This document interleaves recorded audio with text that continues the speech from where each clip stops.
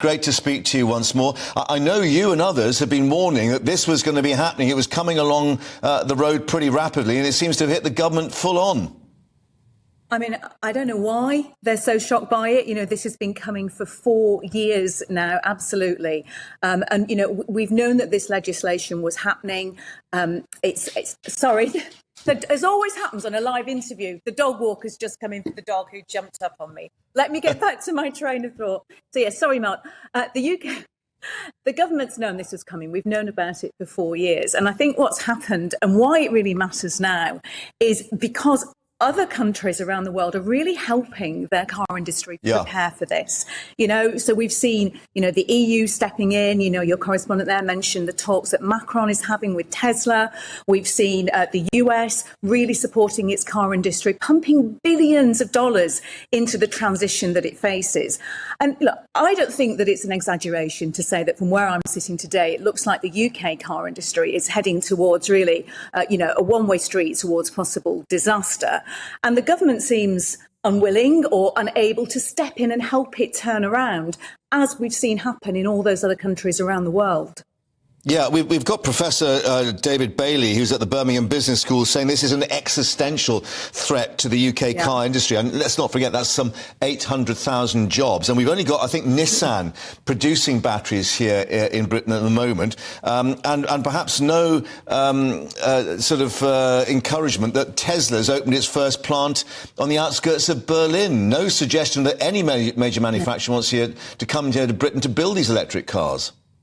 Exactly. And we have such a strong history of building cars in the UK. We should be incredibly proud of this industry. The government should want to support it, because as we transition, you know, for car makers to stay relevant, to stay profitable, they will go to where the batteries are being produced. And the batteries are being produced in places like China, in Korea, in Japan, in America.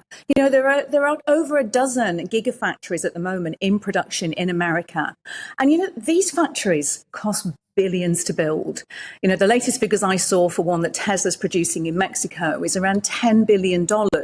So, you know, this takes incredible investment. And quite frankly, the UK government needs to step up to the table and stop talking and stop acting like they haven't seen this coming, and start putting some plans in place to get that investment here in the UK so we can protect those vital British jobs. However, there is also the question is this the answer?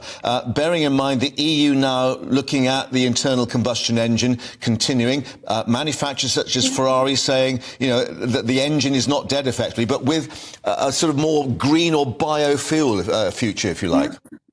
I mean, there's no doubt that as we move ahead to 2030 and beyond, there will be a mix of fuels in use. You know, electric cars aren't going to be the only answer and the only solution, but they are going to be the answer for the mass market. You know, it's very easy for premium manufacturers like Ferrari to talk about these synthetic fuels. They are incredibly expensive to manufacture, incredibly expensive to buy. They may well be an option for those people running supercars. But for the majority of us, for the mass market car driver, it's going to be electric cars. And this is where the problem lies, you know, because electric car batteries make up for around 40 to 60% of the value of the car. You know, they're an incredibly expensive component, but we do need to produce them to stay competitive. And I think, Mark, it's just always worth remembering the human cost. You know, you've, of course, talked about the jobs. 800,000 people around the UK rely on the automotive industry. But there's also the car buyer in the middle of this as well. Yeah. And we know that electric cars are already really expensive. There's only a handful of electric cars on sale under £30,000. You know, if these tariffs come in, if this tax comes on, then it's the car buyer that's going to bear the brunt of that. And that's going to come at a time when British car buyers really can't afford to be paying any more. Indeed so. Ginny, as ever, thank you very much. We'll let you go off and get the dog its lunch, because clearly it's getting a bit hungry.